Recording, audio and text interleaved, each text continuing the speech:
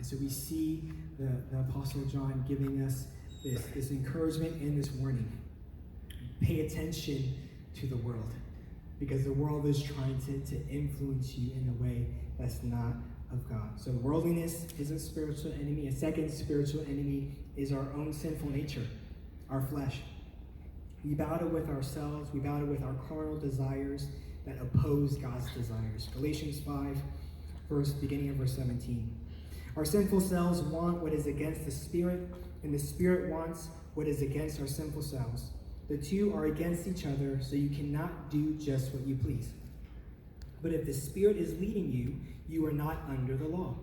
The wrong things the sinful self does are clear: being sexually unfaithful, not being pure, taking part in sexual sins, worshiping gods, doing witchcraft, hating, making trouble, being jealous, being angry, being selfish, making people angry with each other, causing divisions among people, feeling envy, being drunk, having wild and wasteful parties, and doing other things like these. I warn you now, as I warned you before, those who do these things will not inherit God's kingdom.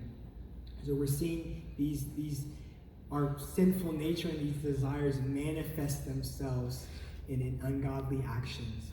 And these desires are going to try to influence us in a way to live out some of these actions that Paul just warned us about in Galatians. The third spiritual enemy we need to be aware of is the devil.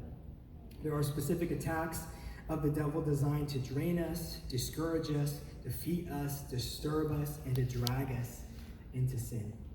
And so we must recognize that there are active attacks coming against us constantly, and some of these attacks are more intense than others. 1 Peter 5, verse 8, be careful. Watch out for attacks from Satan, your great enemy.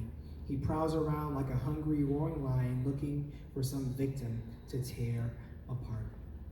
And so we see that these three spiritual enemies, they're a part of life, and we're going to be battling against these spiritual enemies at different points in our lives.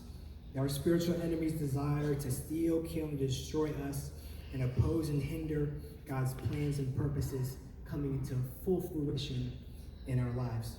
And so as followers of Jesus, we need to be aware of these spiritual enemies and prepare for when they will come against us. We don't need to fear